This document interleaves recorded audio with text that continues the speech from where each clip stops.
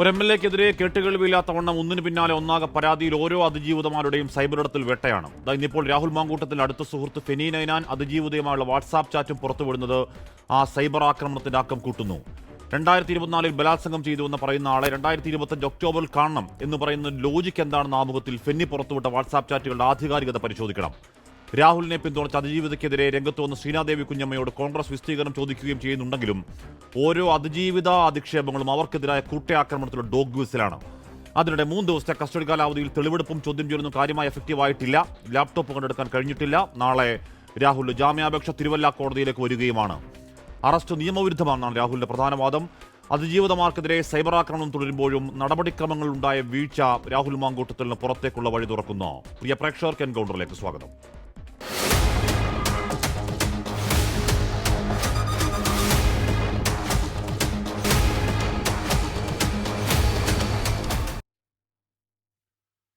Doctor Jindo John, doctor Jayaraj, Rini Anjose, George Joseph, MR Abhilash എന്നിവർ ചർച്ചയിൽ ചേരുന്നു. ആദ്യം ഞാൻ ശ്രീ ജിൻഡോയിലേക്ക് പോകും. ജിൻഡോ, അതിരൂക്ഷമായ സൈബർ ആക്രമണമാണ് ഇപ്പോഴും ആദ്യ പരാതിക്കാരി, രണ്ടാമത്തെ പരാതിക്കാരി, മൂന്നാമത്തെ പരാതിക്കാരിക്കെതിരെയൊക്കെ നടക്കുന്നത്. അതിന് പരോക്ഷമായ നേതൃത്വം നൽകുന്നതാവട്ടെ ഇപ്പോൾ നിങ്ങളുടെ പാർട്ടിക്കാർ ശ്രീനാദേവി കുഞ്ഞമ്മ, നിങ്ങളുടെ പാർട്ടിക്കാരൻ ഫെനി നൈനാൻ.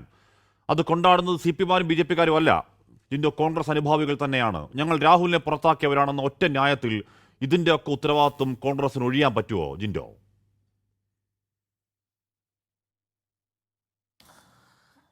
ഹാഷ്മി, ഇതിൽ രാഹുൽ മാങ്കൂട്ടത്തിൻ്റെ ചെയ്തികളുടെ ഉത്തരവാദിത്തം കോൺഗ്രസിനല്ല. അതുപോലെ തന്നെ ഏതെങ്കിലും വ്യക്തിപരമായിട്ട് അതിജീവിതന്മാരെ ആക്ഷേപിക്കുന്നതിൻ്റെ ഉത്തരവാദിത്വം കോൺഗ്രസ് എന്ന സംഘടനാ സംവിധാനത്തിനല്ല. അപ്പോൾ അത്തരം വിഷയങ്ങളിൽ ചില കാര്യങ്ങൾ ശരിയല്ലാത്ത നിലപാടുകൾ എടുത്തിട്ടുണ്ടെങ്കിൽ അക്കാര്യത്തിൽ നടപടി സ്വീകരിക്കുകയും രാഹുലിനെതിരെ നടപടി സ്വീകരിക്കാമെങ്കിൽ അതിൽ താഴെയുള്ള ആളുകൾക്കെതിരെ നടപടി സ്വീകരിക്കാനൊന്നും കോൺഗ്രസിന് ഒരു ഭയപ്പാടുമില്ല.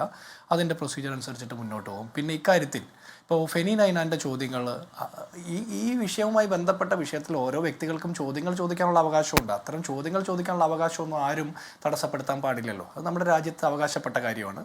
അതിനപ്പുറത്ത് ഇതിലെ ശരി തെറ്റുകൾ പരിശോധിക്കപ്പെടണം. കേട്ട പാത കേൾക്കാത്ത പാതി നമ്മളെല്ലാവരും ഓടുന്നതിൽ അത്ര ശരിയുണ്ടോ എന്ന് എനിക്കറിയില്ല. പോലീസിന് ഇക്കാര്യത്തിൽ ഒരു അധിക താല്പര്യം ഉണ്ടായിരുന്നു എന്ന് വേണം വിചാരിക്കാൻ. ഇപ്പോൾ മൂന്നാമത്തെ കേസിൻ്റെ കാര്യം പരിശോധിച്ചാൽ ഇതൊക്കെ നിലനിൽക്കുമ്പോൾ പോലും രാഹുൽ മാങ്കൂട്ടത്തിൽ എന്ന വ്യക്തിയെ, അദ്ദേഹം ഒരു പൊതുപ്രവർത്തകനാണ്, ഒരു കോൺഗ്രസ് നേതാവായിരുന്നു, MLA ആയിരുന്നു. അദ്ദേഹത്തിൻ്റെ ഭാഗത്ത് നിന്ന് ഉണ്ടാകാൻ പാടില്ലാത്ത തെറ്റുകൾ സംഭവിച്ചിട്ടുണ്ട്. അക്കാര്യത്തിൽ സംഘടനാപരമായി നടപടിയെടുത്തു. അതിനപ്പുറത്ത് നിയമപരമായിട്ടുള്ള നടപടിക്രമങ്ങളുമായിട്ട് മുന്നോട്ട് പോകട്ടെ എന്നുള്ളതാണ് കോൺഗ്രസിൻ്റെ നിലപാട്. ഇത് ഒരു കോൺഗ്രസ് നേതാവിന്, ഒരു MLA-ക്ക് ചെയ്തുകൂടാൻ പാടില്ലാത്ത ചില കാര്യങ്ങൾ അദ്ദേഹത്തിന്റെ ഭാഗത്ത് നിന്ന്. ജിൻഡോ സംസാരിച്ച ഇത്രയും സമയത്തിനിടയ്ക്ക് വന്ന പരോക്ഷമായ രണ്ട് പിന്തുണ ഉണ്ടോ? ഒന്ന്, ഫെനി നൈനാന് പറയാനുള്ള അവകാശമുണ്ട്, ശരിയാണ്. പക്ഷേ ഫെനി നൈനാന്റെ ആ അവകാശം ഫെനി ഉപയോഗിക്കുമ്പോൾ അതിന് കാരണമാവുന്നത് എന്താണ്? അത് നയിക്കുന്നത് അതിജീവിതയെ കൂടുതൽ വേട്ടയാടാനാണ്. ഈ പറഞ്ഞ ഫെനിയുടെ ഇതുവരെ ഇല്ല, ഫെനിക്ക് ഒരുപാട് പോസ്റ്റുകളുണ്ട്, ഇതുവരെ ഒരു പോസ്റ്റുമില്ലാത്ത ഷെയറുകൾ കൂടെ ഓരോ ഷെയറിലും അത് പങ്കുവയ്ക്കപ്പെടുമ്പോൾ അത് എഴുതി വെക്കുന്നത് വൃത്തികേടുകളാണ് അതിജീവിതത്തെ പറ്റി. ഒന്ന്. രണ്ടാമത്തെ കാര്യം, പോലീസിന് എന്താണ് ഇതിൽ അധിക താല്പര്യം ജിൻഡോ? രണ്ടും പരോക്ഷമായുള്ള പിന്തുണകളല്ല ഇതൊക്കെ? അല്ല, ഇതിൽ ഞാൻ മനസ്സിലാക്കുന്നത് ഈ രാഹുൽ മാങ്കൂട്ടത്തിനെതിരെടുത്ത കേസുകളിൽ കേസ് എടുക്കണ്ടെന്നോ കേസെടുത്ത ഇതൊന്നും അല്ല എൻ്റെ അഭിപ്രായം. വ്യത്യാസം ഇതിൽ കേസ് എടുത്ത രീതിക്ക് ചില അധിക താല്പര്യമുണ്ട് കാശ്മീർ. അത് നമുക്ക് മനസ്സിലാക്കണമല്ലോ. PT കുഞ്ഞുമുഹമ്മദിനെതിരെ പരാതി കിട്ടിയിട്ട് 13 ദിവസം അത് തലയണയ്ക്കടയിൽ വെച്ച് ഉറങ്ങിക്കിടന്ന ഒരു മുഖ്യമന്ത്രി കേരളം ഭരിക്കുമ്പോഴാണ് രാഹുൽ മാങ്കൂട്ടത്തിനെതിരെ ഇമെയിലിൽ ഒരു പരാതി കിട്ടുമ്പോൾ ആ പരാതിയുടെ വാസ്തവങ്ങൾ പരിശോധിക്കാതെ നടപടിയെടുക്കാൻ പോയത്. അതിജീവിത എന്ന് പറയുന്ന ആൾ, അവർ ഇപ്പോഴും, ആ പെൺകുട്ടി അല്ലെങ്കിൽ സ്ത്രീ, അവരാരായാലും അവർ ഇതുവരെ പോലീസിന് മുമ്പിൽ എത്തിയിട്ടില്ല. അവർ നേരിട്ട് എത്തിയിട്ടില്ല, അവർ മൊഴി കൊടുത്തിട്ടില്ല, മെഡിക്കൽ പരിശോധന നടത്തിയിട്ടില്ല. ഇതെല്ലാം നടക്കുന്നുണ്ട്. ഇത്തരം റേപ്പ് പരാതിയിൽ എന്താണ് ഇതൊന്നും താങ്കൾ ഈ പറയുന്നത് പ്രസക്തമേ അല്ല. ഇപ്പോൾ ഈ പറയുന്ന എന്താണ് മെഡിക്കൽ പരിശോധന ഇല്ലാത്ത കേസെടുക്കാം, നേരിട്ടുള്ള മൊഴിയില്ലാത്ത കേസെടുക്കാം, ഇലക്ട്രോണിക് എവിഡൻസ് അടക്കം BNS അത് വളരെ വ്യക്തമായ എവിഡൻസും വ്യക്തമായ വ്യവസ്ഥകളും ഉണ്ട്. എന്തിനാണെന്ന് പിന്നെ നിങ്ങൾ പരാതിക്കാരെ കൊണ്ട് സംശയത്തിന് മൊഴി നിർത്തുന്നത്? നിങ്ങൾ തള്ളിപ്പറഞ്ഞെങ്കിൽ തള്ളിപ്പറ, ആത്മാർത്ഥമായി തള്ളിപ്പറഞ്ഞിട്ടോ. ഞാൻ പറഞ്ഞു പൂർത്തിയാക്കട്ടെ ഹാഷ്മി, ഞാൻ പറഞ്ഞു പൂർത്തിയാക്കട്ടെ. ഇക്കാര്യത്തിൽ എൻ്റെ നിലപാട് എത്രയോ മുമ്പ് ഞാൻ പറഞ്ഞിട്ടുള്ളതാണ്, ഞങ്ങളുടെ പാർട്ടിയുടെ നിലപാടും പറഞ്ഞിട്ടുള്ളതാണ്. അക്കാര്യത്തിൽ ഞാൻ പറഞ്ഞു പൂർത്തിയാക്കട്ടെ. നിങ്ങൾ ഒരു പ്രതി, അയാൾ അതിക്രൂരമായിട്ടുള്ള പീഡനം നടത്തി എന്നാണ് പറയുന്നത്, റേപ്പ് ചെയ്തു എന്നാണ് പറയുന്നത്. അപ്പോൾ അതിൻ്റെ സാങ്കേതികത്വവും അതിലെ അതിജീവിത എന്ന് പറയുന്ന ആളുടെ വ്യക്തിപരമായിട്ടുള്ള കാര്യങ്ങളെ ഒന്നും ഞാൻ ചോദ്യം ചെയ്യുന്നില്ല. അത് ചോദ്യം ചെയ്യുന്നത് ശരിയല്ലാത്തത് കൊണ്ടാണ് ചോദ്യം ചെയ്യാത്തത്, ചോദ്യങ്ങൾ ഇല്ലാത്തത് കൊണ്ടല്ല. ചോദ്യം ചെയ്യാൻ പാടില്ല എന്നുള്ളത് കൊണ്ടാണ് ചോദ്യം ചെയ്യാത്തത്. പക്ഷെ അപ്പോൾ പോലും ഒരു കാര്യം ചോദിക്കട്ടെ, ഇവിടെ പ്രതി എന്ന് പറയുന്ന വ്യക്തിക്ക് രക്ഷപ്പെടാനുള്ള മാർഗങ്ങൾ ഒരുക്കി കൊടുക്കുകയല്ല ചെയ്യേണ്ട അന്വേഷണത്തിന്റെ തിടുക്കത്തിന്റെ പേരിൽ, അല്ലല്ലോ. ഇപ്പൊ രാഹുൽ മാങ്കൂട്ടത്തിന് രക്ഷപ്പെടാനുള്ള സാഹചര്യങ്ങളല്ലേ ഒരുക്കപ്പെടുന്നത്? ഇവിടെ എത്തരത്തിലാണ് മൊഴി രേഖപ്പെടുത്തിയത്? ഇപ്പോൾ ഹാഷ്മി പറഞ്ഞ നിയമങ്ങൾ, അതേ നിയമങ്ങൾ തന്നെ വ്യാഖ്യാനിച്ചുകൊണ്ടാണ് ഈ രാഹുൽ മാങ്കൂട്ടത്തിന് ഹൈക്കോടതി ജാമ്യം അനുവദിച്ചത്, അല്ലേ?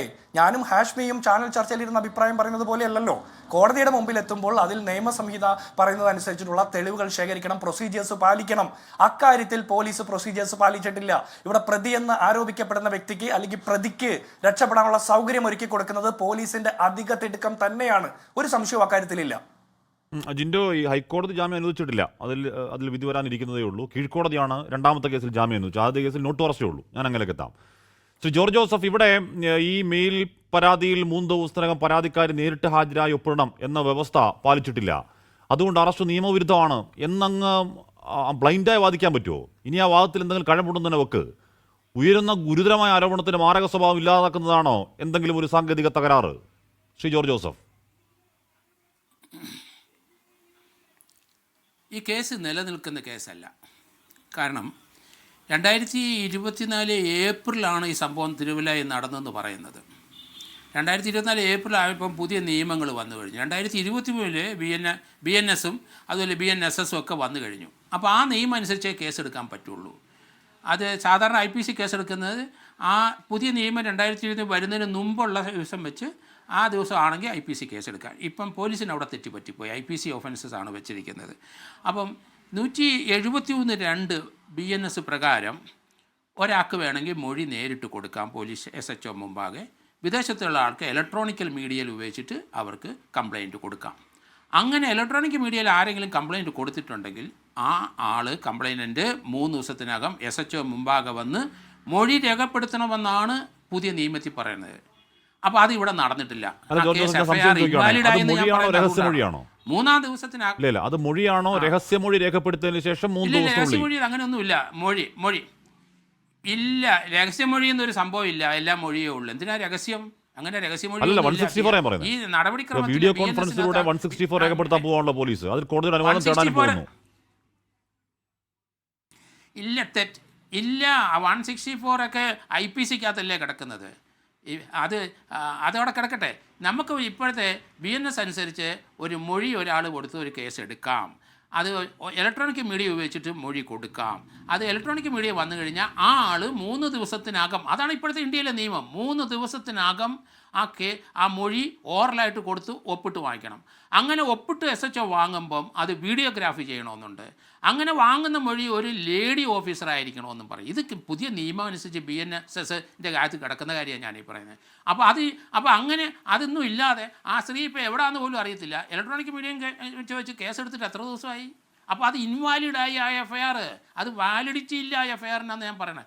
അങ്ങനെ കുറ്റം ചെയ്തിട്ടുണ്ടോ എന്നുള്ള കാര്യം വേറെ ആവശ്യം. അതുതന്നെയല്ല, ഇതിനകത്ത് നമ്മളൊരു കാര്യം ചെയ്യണം. ഇതിനകത്ത് ഒരു മെഡിക്കൽ എക്സാമിനേഷൻ ഇമ്മീഡിയറ്റ്, അതാണ് ഇങ്ങനെ റേപ്പ് കേസും മറ്റൊരുന്നുണ്ടെങ്കിൽ 3-ാം ദിവസം അവർ ഒപ്പിട്ട് കൊടുക്കുമ്പോൾ മെഡിക്കൽ എക്സാമിനേഷൻ അന്നേരം തന്നെ നടത്തണ്ടേ? അപ്പോൾ അതിന് സൗകര്യമില്ല. ഇത് എത്ര 2024 ഒരു സംഭവം വെച്ചിട്ടാണ് ഇപ്പം മെഡിക്കൽ എക്സാമിനേഷൻ നടത്തിയ അതിന് എവിഡൻസ് കിട്ടുമോ? അതായത് സപ്പോസ് ഒരു കൊടും റേപ്പ്, ആ റേപ്പിൽപ്പെട്ട് ഒരു പെൺകുട്ടി കോമയിലായി പോയി, കേസെടുക്കണ്ടേ? മൊഴിയില്ല, ഈ പറയുന്ന ഒന്നുമില്ല, കേസെടുക്കാൻ വകുപ്പില്ലേ? കേസെടുക്കാമല്ലോ, സോമോട്ടായിട്ട് എടുക്കാമല്ലോ. അതിന് ആരെങ്കിലും മൊഴി തരണമല്ലോ, ആരെങ്കിലും മൊഴി തരുമല്ലോ. ആ കുട്ടിക്ക് ഇങ്ങനെയാണ് സംസാരിക്കാൻ മേലെന്ന് പറഞ്ഞാൽ മതിയല്ലോ. അത് കോടതി പരിഗണിക്കണമല്ലോ. പക്ഷേ നിയമപുസ്തകത്തിൽ പറയുന്നത് 3-ാം ദിവസം മൊഴി കൊടുത്തേ വെക്കുള്ളൂ. അവർക്ക് ശകലമെങ്കിലും ജീവനുണ്ടെങ്കിൽ മൊഴി പറയും. ഞങ്ങളൊക്കെ അങ്ങനെയാണ് സാധാരണ. ആ പോലീസിൻ്റെ ഓഫീസർ അവിടെ ചെന്ന് കഴിഞ്ഞാൽ അവിടുത്തെ ഡോക്ടറുടെ സഹായത്തോടു കൂടി അല്പമെങ്കിലും പറഞ്ഞു കഴിയും. കാരണം മരണമൊഴിയാണത്, ഡൈയിങ് ഡിക്ലറേഷനാണ്. അപ്പോൾ ആ രീതിയിലുള്ള മൊഴിയെടുപ്പ് ഇവിടെ നടന്നിട്ടില്ല. അവരിപ്പോഴും വിദേശത്തുണ്ട്. ഇപ്പം വേറൊരു ഫെന്നി നൈനാൻ ഒരു വാർത്ത പറയണത് ഞാൻ കേട്ടിട്ട് അതിശയിച്ചു പോയി. ആ പെൺകുട്ടി ഫെന്നി നൈനാനെ വിളിച്ചിരിക്കുന്നു, ഒന്നുകൂടെ ഇയാളെ ഒന്ന് കാണണം, 4 മണിക്കൂർ അവർക്ക് ഒന്നിച്ച് സംസാരിക്കണം, അത് അദ്ദേഹത്തിൻ്റെ MLA കാറിൽ പാടില്ല, ലോഡ്ജിൽ വെച്ച് പാടില്ല എന്നൊക്കെ പറഞ്ഞുള്ള അതാണ് അദ്ദേഹത്തിന് കിട്ടിയെന്നാണ് പറയുന്നത്. അപ്പം ഈ മൊഴിയെടുത്ത പോലീസ് ഉദ്യോഗസ്ഥൻ അതിന് റെസ്പോൺസിബിളാണ്. അല്ല, ഈ ഇലക്ട്രോണിക് മീഡിയം വെച്ച് FIR എടുത്ത SHO അതിന് ഉത്തരം പറയേണ്ടത്. താങ്കൾ പറഞ്ഞ ഫെനിക്കെതിരെ ഇപ്പോൾ കേസെടുത്തിട്ടുണ്ട്. അതിജീവിതയ്ക്കെതിരായ സൈബർ ആക്രമണത്തിലാണ് കേസെടുത്തിരിക്കുന്നത്. സൈബർ പോലീസാണ് കേസെടുത്തത്. അതിജീവിതയുടെ ചാറ്റ് ഉൾപ്പെടെ പ്രസിദ്ധപ്പെടുത്തി അധിക്ഷേപിച്ചു എന്നാണ് കേസ്.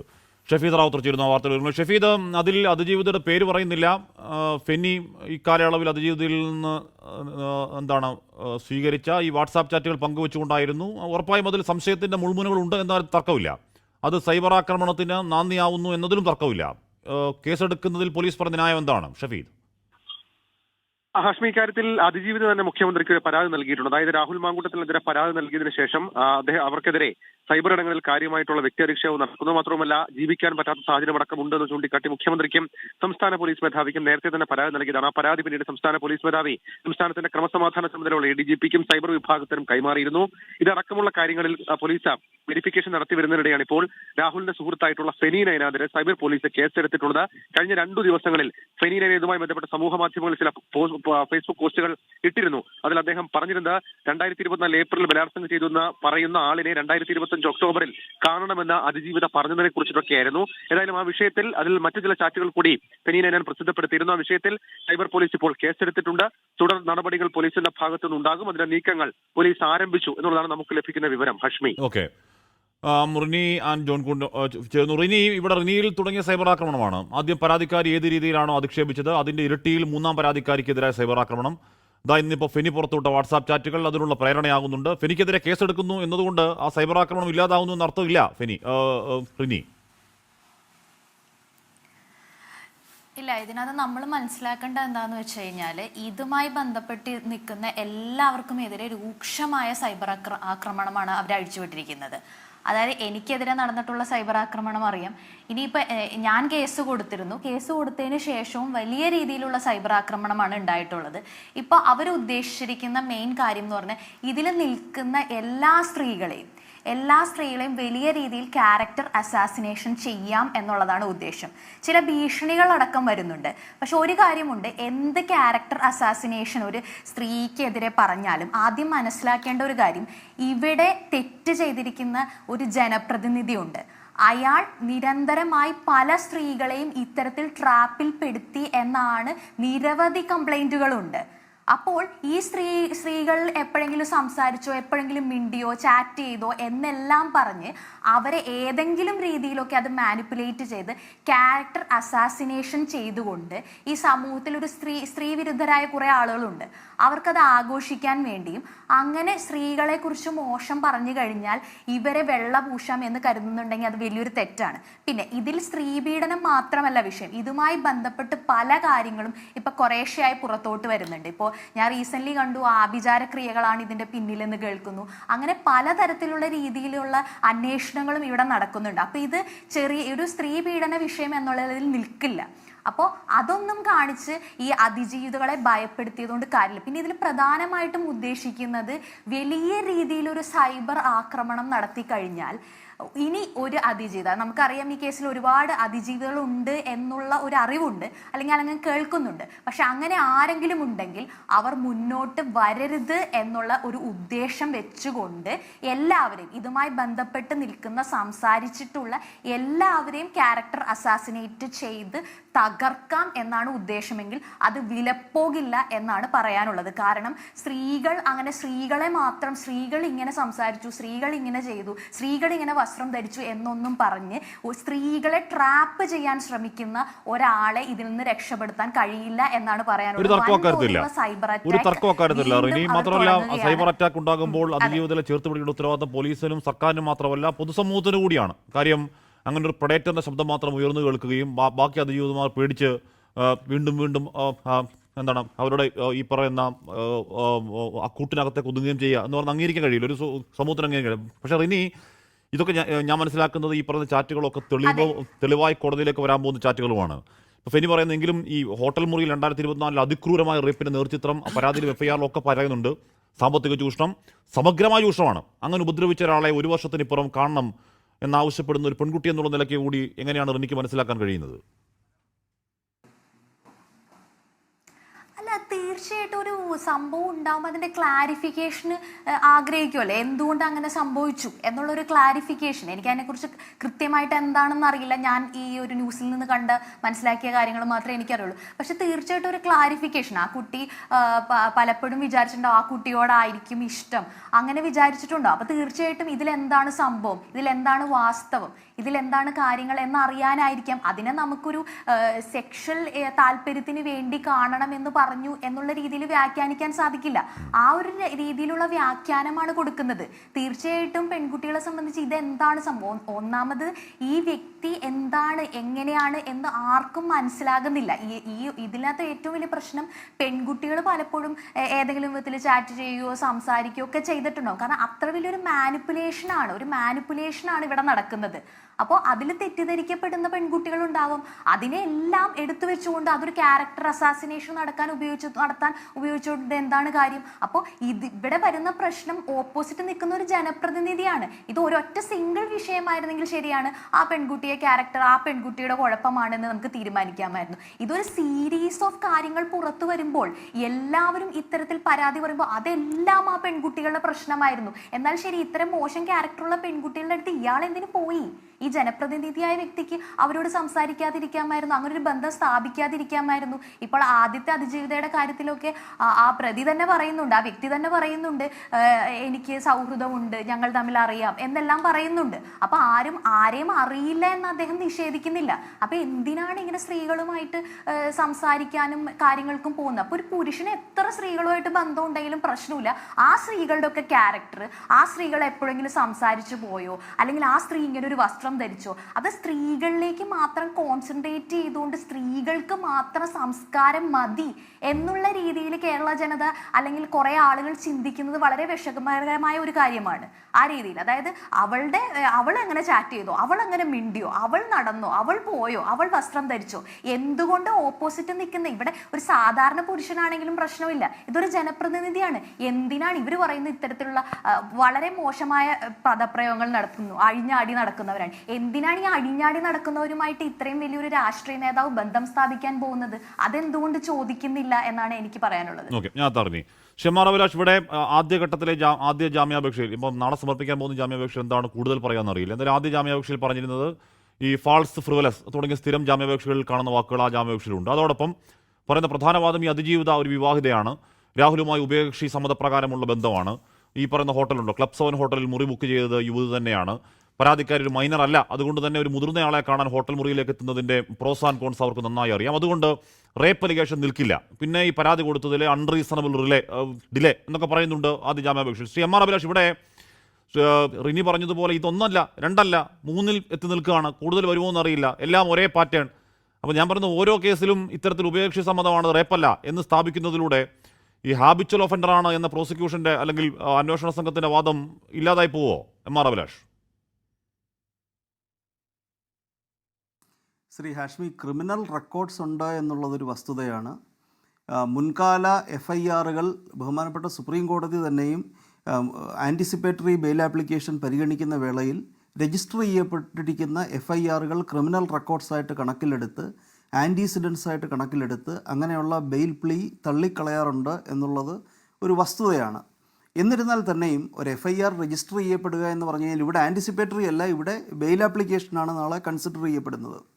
അപ്പോൾ അങ്ങനെ വരുമ്പോൾ നേരത്തെ ഉള്ളതൊന്നും കൺവിക്ഷനല്ല, വളരെ സമീപകാലത്തായിട്ട് രജിസ്റ്റർ ചെയ്യപ്പെട്ട FIRകൾ മാത്രമാണ് എന്നതുകൊണ്ട് അത് ക്രിമിനൽ റെക്കോർഡായിട്ട് കണക്കാക്കാം. പിന്നെ ഈ ഡേറ്റ് ഓഫ് ഒക്കറൻസ് എന്ന് പറഞ്ഞു കഴിഞ്ഞാൽ, അല്ലെങ്കിൽ ഈ കുറ്റം നടന്നു എന്ന് പറയപ്പെടുന്ന തീയതി എന്ന് പറയുന്നത് 8/4/2024 അപ്പോൾ അതിന് മുൻപ് ഇത്തരത്തിൽ എത്ര FIRകൾ രജിസ്റ്റർ ചെയ്യപ്പെട്ടു, അതിന് മുമ്പിലുള്ള ഡേറ്റ് വെച്ചിട്ട് എത്ര FIRകൾ രജിസ്റ്റർ ചെയ്യപ്പെട്ടു എന്നത് കോടതിക്ക് ഒരു പക്ഷേ പരിഗണിക്കാം. പക്ഷേ അതൊന്നും പ്രയർ കൺവിക്ഷനായിട്ട് പരിഗണിക്കാൻ കഴിയില്ലെങ്കിൽ കൂടിയും ജാമ്യ അനുവദിക്കുന്ന വേളയിൽ അല്ലെങ്കിൽ ആ വിഷയം പരിഗണിക്കുന്ന വേളയിൽ ഈ ക്രിമിനൽ റെക്കോർഡ്സ് പ്രസക്തമാണ്. കൺവിക്ഷൻ ഒന്നും ഇല്ലാതെ തന്നെ FIRകളുടെ എണ്ണം കൂടുതലാണെങ്കിൽ അതിൻ്റെ അടിസ്ഥാനത്തിൽ തന്നെ ആൻറ്റിസിഡൻസ് എന്ന് ഒബ്സർവ് ചെയ്തുകൊണ്ട് തന്നെ ബഹുമാനപ്പെട്ട സുപ്രീം കോടതി ഇങ്ങനെയുള്ള കേസുകൾ തീർപ്പാക്കാറുണ്ട്. പിന്നെ ഇവിടെ നേരത്തെ സൂചിപ്പിച്ചത് സബ്ജക്റ്റ് ടു ഫാക്ച്വൽ കറക്ഷൻ. ഇപ്പോൾ ഞാനത് പരിശോധിക്കുകയായിരുന്നു. ഈ 8/4/2024 ഈ FIR പ്രകാരം ഒക്കറൻസ് നടന്നത്, അല്ലെങ്കിൽ ഒഫൻസ് നടന്നു എന്ന് പറയപ്പെടുന്നത്. അപ്പോൾ അതുപോലെ ഈ ഭാരതീയ ന്യായ സംഹിത 1/7/2024 ഫോഴ്സിൽ വരികയുണ്ടായത്. അങ്ങനെ വരുമ്പോൾ IPC നിലനിൽക്കുന്ന സമയത്ത് നടന്ന ഒഫൻസ് ആയതുകൊണ്ട് മുൻകാല പ്രാബല്യത്തോടുകൂടി ക്രിമിനൽ നിയമം കൊണ്ടുവരാൻ കഴിയാത്തത് കൊണ്ടാണ് അവർ ഈ 376 ഇൻവോക്ക് ചെയ്തിരിക്കുന്നത്. വേറെ പ്രൊസീജിയറൽ ലോ ആണെന്നുണ്ടെങ്കിൽ, നാഗരിക് സുരക്ഷാ സംഹിതയാണ് എന്നുണ്ടെങ്കിൽ, അത് പ്രൊസീജിയറിനെ ഗവേൺ ചെയ്യുന്ന ലോ ആയതുകൊണ്ട് അത് പ്രകാരമായിരിക്കണം ബാക്കിയുള്ള കാര്യങ്ങൾ, കേസ് രജിസ്റ്റർ ചെയ്യപ്പെടുന്നത് ഉൾപ്പെടെയുള്ള കാര്യങ്ങൾ നടക്കേണ്ടത്.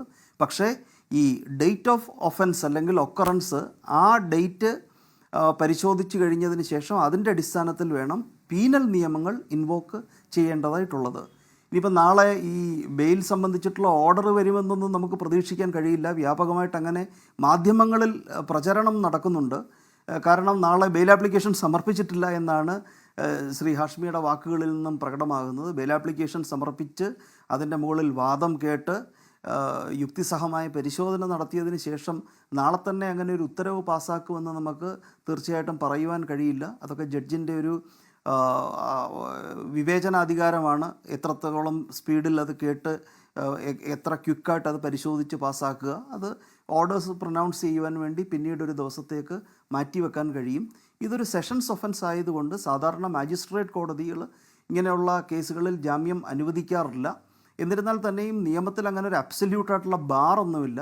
നടന്നു വരുന്ന പ്രാക്ടീസ് അനുസരിച്ച് സെഷൻസ് കോടതിയെ സമീപിക്കുമ്പോഴാണ് സെഷൻസ് ഒഫൻസ്, റേപ്പ് പോലെയുള്ള ഒഫൻസുകളിൽ ജാമ്യാപേക്ഷയോടുകൂടി പിന്നീട് സമീപിക്കുമ്പോഴാണ് ജാമ്യം അനുവദിക്കാറുള്ളത്. ഇതിപ്പോൾ ജാമ്യാപേക്ഷ എവിടെയാണ് കൊടുക്കുന്നത് എന്ന് അറിയില്ല. മാജിസ്ട്രേറ്റ് കോടതിയിൽ നേരത്തെ കൊടുത്തിരിക്കുന്ന ജാമ്യാപേക്ഷയിൽ അറസ്റ്റിനെ ആസ് സച്ച് ചലഞ്ച് ചെയ്തിട്ടില്ല എന്നാണ് ആ ജാമ്യാപേക്ഷയുടെ കോപ്പി കാണാൻ കഴിഞ്ഞതിൽ നിന്നും മനസ്സിലാക്കാൻ കഴിയുന്നത്. അപ്പോൾ ഈ അറസ്റ്റ് നിയമവിരുദ്ധമാണ് എന്നതിനെ സംബന്ധിച്ചിട്ടുള്ള, അല്ലെങ്കിൽ പ്രൊസീജിയറൽ ഇറഗുലാരിറ്റീസ് ഉണ്ട് എന്നതിനെ സംബന്ധിച്ചൊന്നും തന്നെ ജുഡീഷ്യൽ നോട്ടീസിൽ വന്നിട്ടില്ല. ജാമ്യാപേക്ഷയിൽ സാധാരണ അറസ്റ്റ് ചെയ്യപ്പെട്ട് കഴിഞ്ഞാൽ കൊടുക്കുന്ന ജാമ്യാപേക്ഷയിലെ ഗ്രൗണ്ടുകളാണ് ഇവിടെ റേസ് ചെയ്യപ്പെട്ടിരിക്കുന്നത്. പിന്നെ യെസ്, പറഞ്ഞോളൂ. എൻ്റെ ചോദ്യം, ഇപ്പോൾ മൊത്തം 3 കേസുകൾ, അതിൽ ഒരു കേസിൽ കീഴ്ക്കോടതി ഉത്തരവിൽ ആ കേസിനെ പറ്റി അതിൻ്റെ മെറിറ്റിൽ കോടതി സംശയം പ്രകടിപ്പിക്കുന്നുണ്ട്, ഇല്ല എന്ന് പറഞ്ഞുകൂടാ. ഒരു കേസിൽ ഹൈക്കോടതി വലിയ വാദത്തിനൊടുവിലും നോട്ട് അറസ്റ്റ് കൊടുക്കുന്നുണ്ട്. അവിടെയും ഈ പറയുന്ന രീതിയിൽ എന്തോ ന്യൂനത ഉള്ളതുകൊണ്ടാണല്ലോ അതിൽ നോട്ട് അറസ്റ്റ് ഉണ്ടാവുന്നത്. മൂന്നാമത്തെ കേസിൽ ഈ പറയുന്ന നിയമത്തിൻ്റെ വഴികൾ കൂടി മുൻകൂർ ജാമ്യം തേടുമെന്ന ഭയത്തിലായിരിക്കണം പോലീസ് പെട്ടെന്ന് അറസ്റ്റ് നടപടിയിലേക്ക് കടന്നതും. അപ്പോൾ ഇവിടെ ഈ ഉന്നയിക്കുന്ന പരാതികൾ അതിഗൗരവമുള്ളതും അങ്ങേയറ്റം മനുഷ്യവിരുദ്ധമാണെങ്കിൽ കൂടിയും നിയമത്തിൻ്റെ കണ്ണിൽ ഒരു ക്ലിയർ കേസിൻ്റെ അഭാവം ഉണ്ടോ ശ്രീ അഭിലാഷ്? ബലാത്സംഗം എന്ന് പറയുന്ന വളരെ ഗുരുതരമായിട്ടുള്ള ഒരു ആരോപണമാണ് ഇവിടെ വന്നിരിക്കുന്നത്. പോലീസ് ഉദ്യോഗസ്ഥർ അവർ ഒരു പ്രതിയെ സമീപിക്കുമ്പോൾ മുൻകൂർ ജാമ്യം കോടതിയിൽ സമർപ്പിക്കുവാനുള്ള അവസരം നിഷേധിച്ചുകൊണ്ട് പ്രീഎംപ്റ്റീവായിട്ട് അറസ്റ്റ് ചെയ്യുക എന്നതൊന്നും നിയമം വിഭാവനം ചെയ്യുന്നില്ല. ഇപ്പം ഇതിനകത്തൊരു ഇത്രയും കാലതാമസം ഉണ്ടായി എന്നത് വിചാരണയെ വളരെ കൃത്യമായി ബാധിക്കുന്ന ഒരു വിഷയമല്ലെങ്കിൽ കൂടിയും മുൻകൂർ ജാമ്യാപേക്ഷ പരിഗണിക്കുമ്പോൾ ഈ കാലവിളംബം വളരെ പ്രസക്തമായിട്ടുള്ള ഒരു കാര്യമാണ്. ഈ നോട്ട് ടു അറസ്റ്റ് കൊടുത്ത കേസിലും ഈ കാലവിളംബം ഒരു പ്രസക്തമായിട്ടുള്ളൊരു വിഷയമായിട്ട് ഉയർന്നിട്ടുണ്ട്. അപ്പം പോലീസ് സംവിധാനം കോടതിയെ സമീപിക്കുമെന്നുള്ളൊരു പേടിയിൽ ഒരു കുറ്റാരോപിതനെ ചാടിക്കയറി അറസ്റ്റ് ചെയ്യുകയാണ് എന്നുണ്ടെങ്കിൽ, പ്രത്യേകിച്ചും ഒന്നിൽ ബെയിൽ അനുവദിച്ചിരിക്കുന്ന സ്ഥിതി, ആൻറ്റിസിപ്പേറ്ററി ബെയിൽ അനുവദിച്ചിരിക്കുന്ന സ്ഥിതിക്ക്, മറ്റേതിൽ ഇൻ്ററിം ഓർഡർ അദ്ദേഹത്തിന് ഫേവറബിളായിട്ട് ഉണ്ടായിരിക്കുന്ന സ്ഥിതിക്ക്, അത് അറസ്റ്റ് കോടതിയെ സമീപിക്കരുത് എന്നൊരു വാശിയോടുകൂടിയാണ് പോകുന്നതെങ്കിൽ അങ്ങനെ പോകുന്നതിനെ നമുക്ക് അപ്രീഷിയേറ്റ് ചെയ്യാൻ നിയമത്തിൻ്റെ കണ്ണിൽ കഴിയില്ല. പിന്നെ ഒരു പക്ഷേ പോലീസുകാർ ഇത്ര വളരെ ബ്രില്യൻ്റായിട്ട് ഇത്രയധികം ക്രിമിനൽ റെക്കോർഡ്സ് ഉള്ള ഒരു പ്രതി ഇങ്ങനെ ഒഴിഞ്ഞു നിൽക്കുന്നത് കൊണ്ടൊക്കെ വരുന്ന അവർക്ക് വന്ന മാനുഷികമായിട്ടുള്ള ഒരു പക്ഷേ ഒരു ഉത്സുകതയോ രാഷ്ട്രീയപരമായിട്ട് ഇലക്ഷനൊക്കെ സമീപിക്കുന്ന ഒരു സാഹചര്യത്തിൽ കിട്ടിയിട്ടുള്ള ഒരു ഇൻസ്ട്രക്ഷനോ ഒക്കെ ആയിരിക്കാം അങ്ങനെ ഓടിച്ചെന്നതിന് കാരണം. പിന്നെ ഇതൊരു കോഗ്നൈസബിൾ ഒഫൻസാണ്. ഇപ്പം മെഡിക്കൽ എക്സാമിനേഷൻ നടന്നിട്ടില്ല എന്നതിൻ്റെ അടിസ്ഥാനത്തിൽ ഒരു ബലാത്സംഗ കേസിൽ പോയി അറസ്റ്റ് ചെയ്യുവാൻ കഴിയില്ല എന്ന് നിയമം നിഷ്കർഷിക്കുന്നില്ല. ഇപ്പം medical examination of victim of rape എന്ന് പറയുന്നത് 184 നാഗരിക് സുരക്ഷാ സംഹിതയിലാണ് പറയുന്നത്. അവിടെയും പറയുന്നത് അതിനകത്ത് വളരെ മാൻഡേറ്ററി ആയിട്ടുള്ള ഒരു കാര്യമല്ല പറയുന്നത്. അത് അനുമതിയോടുകൂടി അത് എവിഡൻസ് കളക്ഷൻ്റെ ഭാഗമായിട്ട് ചെയ്യേണ്ടതായിട്ടുള്ള കാര്യമാണ്. അപ്പോൾ അങ്ങനെ മെഡിക്കൽ എക്സാമിനേഷൻ നടന്നിട്ടുണ്ട് എങ്കിൽ അത് ഇൻവെസ്റ്റിഗേഷൻ്റെ കരങ്ങളെ, ഏജൻസിയുടെ കരങ്ങളെയാണ് കൂടുതൽ ശക്തമാകുക. പിന്നെ ഈ 2 വർഷം കഴിഞ്ഞതിനകത്ത് മെഡിക്കൽ എവിഡൻസ് എന്താണ് കിട്ടുന്നത്. പക്ഷേ അപ്പോഴും ഈ ഒരു കുറ്റകൃത്യത്തിലെ ഇരയുടെ വാക്കുകളെ പൂർണ്ണമായിട്ട് വിശ്വസിക്കാൻ കഴിയുന്ന തരത്തിൽ, മൈനർ കോൺട്രഡിക്ഷൻസിനോട് കണ്ണടയ്ക്കുമ്പോൾ തന്നെയും വിശ്വസിക്കാവുന്ന തരത്തിൽ കോടതിക്ക് മുൻപിൽ പറയാൻ കഴിയുകയാണ് എന്നുണ്ടെങ്കിൽ, മൊഴി കൊടുക്കാൻ കഴിയുകയാണെന്നുണ്ടെങ്കിൽ ആ മൊഴിയുടെ അടിസ്ഥാനത്തിൽ മാത്രം കോടതിക്ക് തീരുമാനിക്കാൻ കഴിയും. അപ്പം നമ്മൾ വി ആർ ഓൺ പ്രിൻസിപ്പിൾസ്. ഇവിടെ ഉഭയകക്ഷി സമ്മതപ്രകാരമാണോ ഇത് നടന്നിരിക്കുന്നതെന്നുള്ളത് അതിന് സാധ്യത കൂടുതലാണ്. ഈ പുറത്തേക്ക് വരുന്ന ചാറ്റുകളുടെയൊക്കെ അടിസ്ഥാനത്തിൽ സാധ്യത കൂടുതലാണ് എന്നത് നമുക്ക് കാണാതിരിക്കാൻ കഴിയുകയില്ല. പക്ഷേ കുറ്റം ചെയ്തിട്ടുണ്ടോ ഇല്ലയോ എന്നുള്ളത് നമ്മളിപ്പം സ്ക്രീനിൽ ഒരു വിചാരണ നടത്തി ഇൻസ്റ്റൻ്റായിട്ട് ജഡ്ജ്മെൻറ്റ് പ്രൊനൗൺസ് ചെയ്യുകയോ ക്ലിക്കുകൾക്ക് വേണ്ടി അത്തരത്തിലൊരു ഓർഡർ പ്രൊനൗൺസ് ചെയ്യുകയോ ഒക്കെ ചെയ്യുന്നത് ഇപ്പം പൊതുവേ അങ്ങനെയൊക്കെ ഉള്ളൊരു ടെൻഡൻസി കാണുന്നുണ്ട്. പക്ഷേ വിചാരണയ്ക്ക് ശേഷം, നീതിയുക്തമായിട്ടുള്ള വിചാരണയ്ക്ക് ശേഷം മാത്രമേ അതൊരു തീരുമാനത്തിലേക്ക് എത്തിച്ചേരാൻ കഴിയുകയുള്ളൂ. പക്ഷേ സെഷൻസ് കോടതിയെ ശ്രീ രാഹുൽ മാങ്കൂട്ടത്തിൽ സമീപിക്കുകയാണ് എന്നുണ്ടെങ്കിൽ ജാമ്യം, കസ്റ്റഡി അപേക്ഷ കൊടുത്തിട്ടില്ലാത്ത സ്ഥിതിക്ക് ഇപ്പോഴല്ലെങ്കിലും സമീപകാലത്ത് ജാമ്യം കിട്ടുവാനുള്ള സാധ്യതയാണ് പ്രകടമായിട്ട് കാണുന്നത്. പിന്നെ ഈ പറഞ്ഞിരിക്കുന്ന കാര്യങ്ങളൊക്കെ കണക്കിലെടുത്ത് ജഡ്ജിന് വിവേചനാധികാരം വിനിയോഗിച്ചുകൊണ്ട് കസ്റ്റഡി അപേക്ഷ ഇല്ല എന്നുള്ളത് നാം മനസ്സിലാക്കേണ്ടതായിട്ടുണ്ട്. അപ്പോൾ ജാമ്യം കൊടുക്കുവാൻ സെഷൻസ് കോടതിയുടെ കരങ്ങൾ കൊടുക്കുന്നതിൽ നിന്നും തടയപ്പെട്ടിട്ടില്ല എന്നുള്ള ഒരു കാര്യം നാം ശ്രദ്ധിക്കേണ്ടതായിട്ടുണ്ട്. മജിസ്ട്രേറ്റ് കോടതിക്ക് ഇതിനുള്ള അധികാരം ഉണ്ട് എങ്കിലും പരമ്പരാഗതമായിട്ട് ഇങ്ങനെയുള്ള ഒഫൻസിൽ കൊടുക്കില്ല. ശരിയാണ്. പോലീസ് ഇതിൽ കൂടുതൽ കസ്റ്റഡി കാലാവധി ആവശ്യപ്പെടുന്നില്ല എന്ന് കൂടി കേൾക്കുന്നുണ്ട്. പാലക്കാട് അടക്കം പോയി തെളിവെടുക്കേണ്ട സാഹചര്യത്തിലും. ഡോക്ടർ ജയരാജ്, ഇവിടെ 3 ദിവസത്തെ കസ്റ്റഡി കാലാവധിയിൽ തെളിവെടുപ്പും ചോദ്യം ചെയ്യലൊന്നും കാര്യമായി മുന്നോട്ട് പോയില്ല എന്നാണ് അറിയാൻ കഴിയുന്നത്. കുറേ വൈദ്യപരിശോധന അല്ലാതെ ബലാത്സംഗം നടന്നു പരാതിക്കാരി പറഞ്ഞ തിരുവല്ല ക്ലബ്സോൺ ഹോട്ടലിൽ മാത്രമാണ് രാഹുലുമായി പോയത്. ഈ പറയുന്ന അവിടെയും ഹോട്ടലിൽ വെച്ച് കണ്ടുവന്നാൽ അത് രാഹുൽ ഒന്നും വിട്ടു പറഞ്ഞിട്ടില്ല. ഒന്നിലധികം ഡിജിറ്റൽ ഡിവൈസുകൾ ഉപയോഗിക്കുന്ന രാഹുൽ ഈ മൊബൈൽ ഫോണിലെ നിർണായക ഡേറ്റകൾ എന്തോ ലാപ്ടോപ്പിലേക്ക് പകർത്തി എന്നായിരുന്നു എസ്ഐയുടെ കണ്ടെത്തൽ. ആ ലാപ്ടോപ്പ് എവിടെയെന്ന് കണ്ടെത്താനും അന്വേഷണ സംഘത്തിന് കഴിഞ്ഞിട്ടില്ല. അതോടൊപ്പമാണ് നേരത്തെ ശ്രീ ജിൻഡോയും ജോർജ് ജോസഫും പറഞ്ഞ ഈ അറസ്റ്റിലുണ്ടായ പ്രൊസീജിയർ തകരാറ് രാഹുൽ മാങ്കൂട്ടത്തിൽ നിന്ന് പുറത്തേക്കുള്ള വഴി പോലീസായി തന്നെ ഒരുക്കി കൊടുക്കുന്നുണ്ടോ ശ്രീ ജയരാജ്?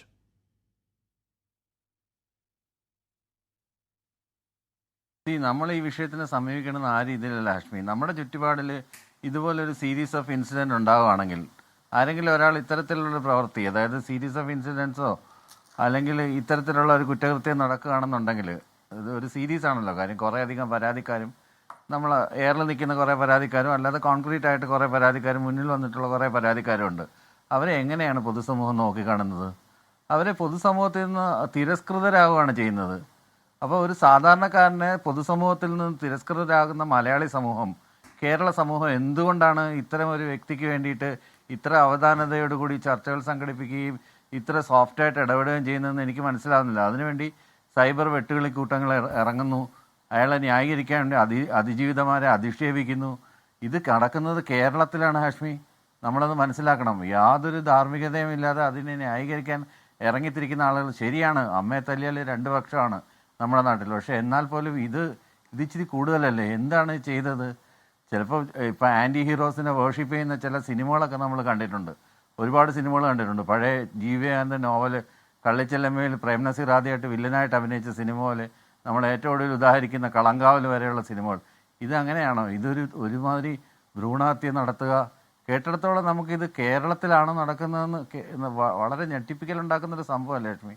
അപ്പോൾ ഇത്തരത്തിലുള്ള ആളുകളെ നിയമത്തിന് മുന്നിൽ കൊണ്ടുവരിക, അറ്റ് എനി കോസ്റ്റ് നിയമത്തിന് കൊണ്ട് പരമാവധി ശിക്ഷ മേടിച്ചു കൊടുക്കുക എന്നുള്ളൊരു കാര്യമാണ്. ഇതിന് എല്ലാവരും ഒരുമിച്ച് നിൽക്കണം. ഇതിപ്പം കോൺഗ്രസ് എന്നോ കമ്മ്യൂണിസ്റ്റ് എന്നോ BJP എന്നുള്ളൊരു വിഷയമല്ല ഇതിനകത്ത്. കക്ഷി രാഷ്ട്രീയത്തിൻ്റെ ഒരു വിഷയമേ അല്ല. ഇതൊരു ധാർമ്മികതയുടെ വിഷയമാണ്. അതിങ്ങനെ സ്ത്രീകൾക്കെതിരെ കടന്നുകയറ്റം നടത്തുന്ന എല്ലാവരെയും, എല്ലാ നരാധവന്മാരെയും ആ ഒരു അർത്ഥത്തിൽ തന്നെ കണ്ടെടുത്ത് അവരെ ആ രീതിയിൽ കൈകാര്യം ചെയ്യണം. ഇത് രാഷ്ട്രീയ മുതലെടുപ്പിൻ്റെയോ അല്ലെങ്കിൽ രാഷ്ട്രീയം ചർച്ച ചെയ്യുന്ന ഒരു വിഷയമല്ല. ഇയാളിപ്പം യൂത്ത് കോൺഗ്രസ് ആയിക്കോട്ടെ അല്ലെങ്കിൽ വേറെ എന്തെങ്കിലും പാർട്ടി ആയിക്കോട്ടെ, പക്ഷേ ഇത്തരത്തിലുള്ള ഒരാളെ പൊതുസമൂഹം വെച്ച് പൊറപ്പിക്കണോ? ഇങ്ങനെയുള്ള ആളുകളെ ഇനി എൻ്റർടൈൻ ചെയ്യണോ? ഇവർക്കൊരു ഹീറോയിക് പരിവേഷം കൊടുക്കണോ? ഇയാൾ ചിരിച്ചുകൊണ്ട് എല്ലാം നേടി എന്നുള്ള അർത്ഥത്തിൽ പോലീസ് ജീപ്പിലിരുന്ന് പോവുക. ആ ചിരിയുടെ വിഷ്വലുകൾ കാണുമ്പോൾ എത്ര ആളുകളാണ്, എത്ര അതിജീവിതകളാണ് ഇത് കാണുമ്പോൾ മാനസികമായിട്ട് വിഷമമുണ്ടാകുന്നത്. എനിക്ക് തന്നെ വളരെ വിഷമമുണ്ട്. എല്ലാം കീഴടക്കി ഞാൻ ജയിച്ചു കഴിഞ്ഞു എന്നുള്ള രീതിയിൽ വിജിഗീഷുമായിട്ടിരുന്ന് ചിരിച്ചുകൊണ്ട് പോകുന്ന വിഷ്വലുകൾ ഇപ്പോഴും ഇനി കുറച്ചു മുമ്പ് ഞാൻ കണ്ടതാണ്. അപ്പോൾ ഇത്തരത്തിലുള്ള കാര്യങ്ങളാണ് ഇവിടെ നടക്കുന്നത്. ഇപ്പോൾ പോലീസിന് ചെയ്യാവുന്നതിന്റെ പരമാവധി പോലീസ് ചെയ്തു. രാഹുലിനോട് ചിരിക്കണ്ട എന്ന് പറയാൻ പോലീസിന് പറ്റില്ല. ജയരാജ്, ഇവിടെ രാഹുലിനോട് ചിരിക്കണ്ട എന്ന് പറയാൻ പോലീസിന് കഴിയില്ല. അങ്ങനെയല്ല, കോൺഫിഡൻസ് എവിടെയാണ്, എങ്ങനെയാണ് എന്നുള്ളതാണ് അറിയേണ്ടത് ജയരാജ്. ഒന്നുമില്ലെങ്കിൽ ഇതിനകത്ത് കിട്ടുന്ന കോൺഫിഡൻസ് ഒന്നുമല്ല. ഇതിനകത്ത് കോൺഫിഡൻസ് എന്ന് പറയുന്ന ഈ വെട്ടുകിളിക്കൂട്ടവും അതിനെ തുടർന്നുണ്ടാകുന്ന പണമൊഴുക്കും അതിനെ സപ്പോർട്ട് ചെയ്യുന്ന, ഉദാഹരണത്തിന് അയാൾ ഇവിടെ MLA ആയിട്ട് അയാളെ കൊണ്ടുവന്നത്, നിയമസഭയിൽ കൊണ്ടുവന്നത് ആരാണ്? ഇവിടുത്തെ യൂത്ത് കോൺഗ്രസിൻ്റെ പ്രസിഡന്റാണ് തിരുവനന്തപുരത്തെ. അയാൾക്ക് സീറ്റ് കൊടുത്തു. ഇപ്പം ഈ തെരഞ്ഞെടുപ്പിൽ നേമൻ ഷജീർ. അതുപോലെ തന്നെ ഈ ഫെനിക്ക് സീറ്റ് കൊടുത്തു. അപ്പോൾ കോൺഗ്രസ് ഒരർത്ഥത്തിൽ തള്ളിപ്പറയുകയും ചെയ്യുകയും അതേസമയം സപ്പോർട്ട് ചെയ്യുകയും ചെയ്യുന്ന ഒരു KC വേണുഗോപാലിൻ്റെ വൈഫ്, ഇവരുടെ സമുന്നതനായ നേതാവ് KC വേണുഗോപാലിൻ്റെ വൈഫ് ഒരു ഫേസ്ബുക്ക് പോസ്റ്റ് ഇട്ട് ദിവസങ്ങൾക്ക് കഴിഞ്ഞ ഉടനെ മിനിറ്റുകൾക്കകം തന്നെ അത് പിൻവലിക്കണമെന്നൊരവസ്ഥ ഉണ്ടായി. VD സതീശനെ കുറിച്ച് എന്തൊക്കെ പേരിട്ടാണ് വിളിച്ചത്? എനിക്ക് തോന്നുന്നു ഇതിനകത്ത് ഏറ്റവും ആദ്യം പ്രതികരിച്ചത് ശ്രീ ജിൻഡോ ജോൺ ആണ്. അതിശക്തമായ പ്രതികരണമാണ്. എനിക്കത് ഭയങ്കരമായിട്ട് ഇഷ്ടപ്പെട്ടൊരു പ്രതികരണമാണ്. ജിൻഡോ പോലും ഇപ്പോൾ വാക്കുകളിൽ മയപ്പെടുത്തി സംസാരിക്കുന്നത് കാണുമ്പോൾ എന്താണെന്ന് എനിക്ക് മനസ്സിലാവുന്നില്ല. എന്താണ് ഇതിൻ്റെ പിന്നിൽ? ഈ സമയത്തിനിടയിൽ എത്ര വെള്ളം ആറിലൂടെ ഒഴുകിപ്പോയെന്നോ അല്ലെങ്കിൽ കടലിൽ ചെന്ന് ചേർന്നെന്നൊന്നും ആലങ്കാരികമായിട്ട് എനിക്ക് പറയാൻ പറ്റുന്നില്ല. കാര്യം ഞാൻ വളരെ സന്തോഷത്തോടെ കേട്ടാണ്. ഇത്തരത്തിലുള്ള ക്രിമിനലുകളെ അല്ലെങ്കിൽ ഇത്തരത്തിലുള്ള ഹാബിച്വൽ ഒഫൻഡേഴ്സിന്, അതാണല്ലോ പ്രോസിക്യൂഷൻ ഉപയോഗിച്ച വേർഡ്, ഹാബിച്വൽ ഒഫൻഡേഴ്സിന് ആ രീതിയിൽ തന്നെ അതേതെങ്കിലും സിനിമാ നടനായിക്കോട്ടെ അതല്ലെങ്കിൽ രാഷ്ട്രീയക്കാരനായിക്കോട്ടെ ആരായാലും അവരെയൊക്കെ കൈകാര്യം ചെയ്യുന്ന രീതിയിൽ ഒരു സിനിമാ നടൻ തന്നെ ആ കേസിൽ നിന്ന് പുറത്തു വന്നതിന് ശേഷം ഒരു സിനിമയിലൂടെ വീണ്ടും അതിജീവിതം അധിക്ഷേപിക്കുന്ന ഒരു കാഴ്ചയും കേരളക്കര മൊത്തം കണ്ടതാണ്. അപ്പോൾ അത്തരത്തിലുള്ള ഒരു മെയിൽ ഷോവനിസ്റ്റ് ഫിക്സിൻ്റെ ഒരു കൂട്ടമായി മാറുകയും സ്ത്രീകളെ എല്ലാം ഇങ്ങനെ എന്തും പറയാം, ചോദിക്കാനും പറയാനും ആരുമില്ല എന്നുള്ളൊരവസ്ഥയിലേക്കൊക്കെ തള്ളിയിടുന്ന ഒരു മനസ്സാക്ഷി എങ്ങനെയാണ് കേരള സമൂഹത്തിന് ഉണ്ടാകുന്നത്? ഇവിടെ നിയമ സംവിധാനത്തിൻ്റെ തകർച്ചയോ അല്ലെങ്കിൽ അവരെ ജയിലിലിടാത്തതുകൊണ്ടോ കുറ്റവിചാരണ നടത്താത്തതുകൊണ്ടോ ഒന്നുമല്ല. ഈ നിയമത്തിന്റെ ലൂപ്പ് ഹോൾസ് ഉപയോഗിച്ച് ഇവരെല്ലാം പുറത്തെയാടുകയാണ്. അല്ലെങ്കിൽ കേരള സമൂഹം എന്ന് പറയുമ്പോൾ രാഹുൽ ഇപ്പോഴും ഗ്രൗണ്ടിലുള്ള ഒരു പിന്തുണയെ പറ്റി, രാഹുലിനെ അനുകൂലിച്ച് സംസാരിക്കാൻ മടിയില്ലാത്തവരെ പറ്റി, സൈബർ ഇടത്തിലും അല്ലാതെയും ഇപ്പോഴും രാഹുൽ അനുകൂലമായി നിൽക്കുന്നവരെ പറ്റി അത് രാഷ്ട്രീയ വേട്ടയാണ് എന്ന് ചിന്തിക്കുന്ന എണ്ണക്കൂടുതലുള്ള മനുഷ്യരെ പറ്റിയൊക്കെയാണ്. അതുകൊണ്ടാണ് അങ്ങ് പൊതുവിൽ കേരള സമൂഹം എന്ന് പറയുന്നത്. ആ കൺസേൺ എനിക്കുണ്ട് ശ്രീ ജയരാജ്. ഞാൻ അങ്ങനെയൊക്കെ എത്താം. ശ്രീ ജിൻഡോ, ഇവിടെ രാഹുൽ മാങ്കൂട്ടത്തിൽ ചെയ്ത കാര്യങ്ങൾ എന്തൊക്കെയാണ് എന്ന് പൊതുസമൂഹത്തിന് ഇനിയും ബോധ്യമില്ലാത്ത കാര്യങ്ങൾ കോൺഗ്രസിന് ബോധ്യമുണ്ടല്ലോ. അതുകൊണ്ടാണല്ലോ യൂത്ത് കോൺഗ്രസ് അധ്യക്ഷ സ്ഥാനത്ത് പുറത്താക്കലിലേക്കും സസ്പെൻഷനിലേക്കും പൂർണ്ണമായി പുറത്താക്കലിലേക്കും ഒക്കെ നിങ്ങൾ എത്താൻ കാരണം നിങ്ങളുടെ കൺവിക്ഷനാണ്. നിങ്ങൾക്ക് പല കാര്യങ്ങളും അറിയാം ശ്രീ ജിൻഡോ. അങ്ങനെ പുറത്താക്കിയ ഒരാളെ ഫെന്നിക്ക് പറയാനുള്ള അവകാശമുണ്ട് എന്ന് പറഞ്ഞ് ഈ പറഞ്ഞ വാട്സാപ്പ് ചാറ്റ് വഴി അതിജീവിതയ്ക്കുള്ള ആക്രമണമാണ് ഫെന്നിയുടെ അതിൻ്റെ ആത്യന്തിക ലക്ഷ്യം. ആ ചാറ്റിൽ പറയുന്ന കാര്യങ്ങൾ എന്താണെങ്കിലും അതിനെ എൻഡോസ് ചെയ്യുക. പോലീസിന് ഈ പറയുന്ന അധിക തിടുക്കം എന്ന് പറഞ്ഞാൽ അതിനെ എൻഡോസ് ചെയ്യുക. അതിൻ്റെ കാര്യമുണ്ടോ ജിൻഡോ? എന്തുകൊണ്ടാണ് അങ്ങ് ആദ്യം എടുത്ത കടുത്ത നിലപാടിൽ നേരത്തെ ജയരാജ് പറഞ്ഞു ഇപ്പോൾ മറ്റൊരു മയം? ജിൻഡോ, ഹാഷ്മി, ഞാനും ഫെന്നി നൈനാൻ്റെ നിലപാടിനെ എൻഡോഴ്സ് ചെയ്യുകയോ അല്ലെങ്കിൽ മറ്റ് രാഹുൽ ഫാൻസിൻ്റെ നിലപാടിനെ എൻഡോഴ്സ് ചെയ്യുകയോ ചെയ്തില്ല. പക്ഷേ ഒരു കാര്യമുണ്ട്, നമ്മുടെ സമൂഹത്തിലെ ഇത് പൗരാവകാശങ്ങൾ എന്ന് പറഞ്ഞാൽ ഈ പറഞ്ഞ പേടിച്ച് മിണ്ടാതിരിക്കുന്നത് മാത്രമല്ല, അഭിപ്രായം പറയാനുള്ള അവകാശം കൂടിയുണ്ട്. ഈ രാഹുൽ മാങ്കൂട്ടത്തിൻ്റെ വിശ്വാസ്യതയുമായി ബന്ധപ്പെട്ട വിഷയത്തിൽ എനിക്കും താങ്കൾക്കും ഈ ചർച്ചയിൽ പങ്കെടുക്കുന്നവർക്കും കേൾക്കുന്നവർക്കും തർക്കം ഉണ്ടാകാൻ സാധ്യതയില്ല. അദ്ദേഹം മുൻപ് പറഞ്ഞ നിലപാടിൽ നിന്ന് കുറച്ച് പുറകോട്ട് പോയി. അദ്ദേഹത്തിൻ്റെ വിശ്വാസ്യതയ്ക്ക്, ഒരു പൊതുപ്രവർത്തകൻ, ഒരു MLA എന്നുള്ള നിലയ്ക്ക് വിശ്വാസ്യതയ്ക്ക് കോട്ടം തട്ടിയിട്ടുണ്ട്, ഒരു സംശയമില്ല. പക്ഷെ ഞാനൊരു കാര്യം പറയാം, രാഹുൽ മാങ്കൂട്ടത്തിനെ പ്രതിയാർക്കാൻ വേണ്ടിയിട്ട് ആവേശം കൊള്ളുന്ന ആവേശ കമ്മിറ്റിക്കാർ, അവർക്കും വിശ്വാസ്യത ഉണ്ടാകണമല്ലോ. ഈ വിശ്വാസ്യത ഒരു പ്രശ്നമാണെന്നേ. അപ്പോൾ എൻ്റെ നിലപാട് അത് വലിയ സന്തോഷത്തോടെയാണ് ജയരാജ് കേട്ടതെന്ന് പറഞ്ഞു. ജയരാജ്, എൻ്റെ നിലപാടിൽ ഒരു മാറ്റവും ഇല്ല. രാഹുൽ മാങ്കൂട്ടത്തിനെതിരെ സംഘടനാപരമായി കോൺഗ്രസ് നിലപാടെടുക്കാൻ കാരണം ഒരു കോൺഗ്രസ് നേതാവ്, ഒരു MLA സ്വീകരിക്കേണ്ട നിലപാടല്ല അദ്ദേഹത്തിൻ്റെ ഭാഗത്തുനിന്ന് ഈ കാര്യങ്ങളിൽ സംഭവിച്ചിട്ടുള്ളത്. ഒരു നിയമത്തിൻ്റെ മുമ്പിൽ തെറ്റല്ലാത്തത് ഒരു രാഷ്ട്രീയ മൊറാലിറ്റിയുടെ കാര്യവുമായി ബന്ധപ്പെട്ട് വരുമ്പോൾ തെറ്റാണെന്ന് സംഘടനയ്ക്ക് തോന്നിയാൽ നടപടിയെടുക്കും. അതിൻ്റെ പേരിൽ ഒരുപാട് ആക്ഷേപങ്ങൾ കേട്ടിട്ടുള്ള ഒരാളാണ്. ആ ആക്ഷേപങ്ങൾ ഏതെങ്കിലും ഒരു പ്രത്യേക വിഭാഗത്തിൽ നിന്ന് മാത്രമല്ല, CPM-ന്റെ അണികളിൽ നിന്നും പലപ്പോഴും കേട്ടിട്ടുണ്ട്. അപ്പോൾ ഞാൻ ഒരു കാര്യം ചോദിക്കട്ടെ, താങ്കൾ ഒരു ചോദ്യം ചോദിച്ചു, എന്തുകൊണ്ടാണ് നമ്മുടെ സമൂഹം ഇത്രത്തോളം സ്ത്രീ അധിക്ഷേപകരെ സംരക്ഷിക്കുന്നതെന്ന്. താങ്കൾ ഈ കേരളത്തിൻ്റെ സമൂഹത്തെക്കുറിച്ച് വല്ലാതെ അങ്ങ് വിലപിക്കുകയാണ്. അതിൻ്റെ ഒരു ഉദാഹരണം വിജയരാഘവനോട് ചോദിച്ചാൽ മതി എന്തുകൊണ്ട് എങ്ങനെ നമ്മുടെ സമൂഹമായി പോകുന്നതെന്ന്. എം മണിയോട് ചോദിച്ചാൽ മതി. അധ്യാപകരെ കുറിച്ചൊക്കെ പറഞ്ഞിട്ടുള്ള മാതൃകാപരമായിട്ടുള്ള പരാമർശങ്ങൾ അതൊക്കെ തിരുത്തിയിട്ടുണ്ടോ നിങ്ങൾ? ഒരു സാധാരണ നേതാവിൻ്റെ വാമൊഴി വഴക്കമെന്നൊക്കെ പറഞ്ഞ് എൻഡോഴ്സ് ചെയ്യല്ലേ പിണറായി വിജയൻ ആഭ്യന്തര വകുപ്പ് മന്ത്രി ചെയ്തത്? അപ്പം ഇങ്ങനെ പലരും അപ്പുറത്തും ഇപ്പുറത്തൊക്കെ ചെയ്യുന്നുണ്ട്. അതിനപ്പുറത്ത് ഒരു പൊളിറ്റിക്കൽ മൊറാലിറ്റിയിൽ നിന്ന് കാണുമ്പോൾ എൻ്റെ വ്യക്തിപരമായ നിലപാടോ എൻ്റെ പാർട്ടിയുടെ നിലപാടിലോ ഒരു മാറ്റവും വന്നിട്ടില്ല. ഇവിടെ രാഹുലിൻ്റെ ചിരി കാണുമ്പോൾ വിഷമം ഉണ്ടാകുന്നത് അത് രാഷ്ട്രീയ പ്രശ്നമാണ്. അതിനപ്പുറത്ത് രാഹുൽ മാങ്കൂട്ടത്തിൽ എന്ന് പറഞ്ഞ വ്യക്തി ചെയ്തിട്ടുള്ള തെറ്റുകളിൽ കുറ്റങ്ങളിൽ നിയമപരമായിട്ട് ശിക്ഷിക്കണമെന്നുണ്ടെങ്കിൽ അതിൽ പ്രൊസീജിയേഴ്സ് പാലിക്കണം. പോലീസിന്റെ അധിക തിടുക്കം വേണ്ട. കാരണം PT കുഞ്ഞുമുഹമ്മദിന്റെ കാര്യത്തിൽ എടുക്കാത്ത തിടുക്കം രാഹുലിന്റെ കാര്യത്തിൽ എടുക്കുമ്പോൾ അത് രാഷ്ട്രീയമാണ്. മുകേഷിന് ഒളിച്ചു നടന്ന് മുൻകൂർ ജാമ്യം കിട്ടാൻ വേണ്ടിയിട്ട് പോലീസ് ഒളിച്ചു നടന്നപ്പോൾ എടുത്ത ആ ജാഗ്രത കുറവുണ്ടല്ലോ, അത് രാഹുലിന്റെ കാര്യത്തിൽ സംഭവിക്കുന്നില്ലെങ്കിൽ അത് രാഷ്ട്രീയമാണ്. P ശശിയെ സംരക്ഷിക്കുന്ന പാർട്ടി പൊളിറ്റിക്കൽ മൊറാലിറ്റിയുടെ ക്ലാസ് മറ്റാരെയും എടുപ്പിക്കരുത്. ഇനി ഒരു കാര്യം കൂടി പറയാം. ഒരു സിനിമാ നടൻ, ഏത് സിനിമാ നടനെ കുറിച്ച് താങ്കൾ പറഞ്ഞതെന്ന് എനിക്കറിയില്ല, പക്ഷേ ആ സിനിമാ നടൻ മുകേഷ് ആണെങ്കിൽ താങ്കൾ പറയണം ഇതേ സിനിമാ നടന്റെ മുൻ ഭാര്യ ഇപ്പോഴത്തെ ആരോഗ്യമന്ത്രിക്ക് കൊടുത്ത ഇന്റർവ്യൂ അത് കേട്ടിട്ട് എങ്ങനെയാണ് നിങ്ങൾക്ക് നിയമസഭയിൽ മത്സരിപ്പിക്കാൻ തോന്നിയത്? ഇവിടെ പീഡനം മാത്രമല്ല, സ്ത്രീ അധിക്ഷേപവും സ്ത്രീകൾക്ക് നേരെ നടക്കുന്ന അക്രമവും പൂർണ്ണ ഗർഭിണിയായിട്ടുള്ള സ്ത്രീയെ താഴെ തള്ളിയിടുന്നതും അതിക്രൂരമായിട്ട് മർദ്ദിക്കുന്നതും ഒക്കെ സ്ത്രീകൾക്ക് നേരെ നടക്കുന്ന അക്രമ ലൈംഗിക പീഡനം മാത്രമാണോ അക്രമമായിട്ട് നിങ്ങൾ കാണുന്നത്? അപ്പൊ മുൻ ഭാര്യയുടെ സ്റ്റേറ്റ്മെന്റ് കേട്ടിട്ട് പോലും നിങ്ങൾ അത് പൊതുസമൂഹത്തിന് മുമ്പിൽ ഉണ്ടായിട്ട് പോലും നിങ്ങൾ 2 വട്ടം സീറ്റ് കൊടുത്തു. അതിനുശേഷം ആരോപണങ്ങൾ ഉയർന്നു വന്നപ്പോൾ നിങ്ങൾ പാർലമെന്റിലേക്ക് സീറ്റ് കൊടുത്തു. അപ്പം നിങ്ങൾ ഇങ്ങനെ നമ്മുടെ സമൂഹം ആയിപ്പോയതിൽ വല്ലാതെ വിലപിക്കരുത്. ഇനി ഒരു കാര്യം കൂടി ഞാൻ പറയാനുണ്ട്.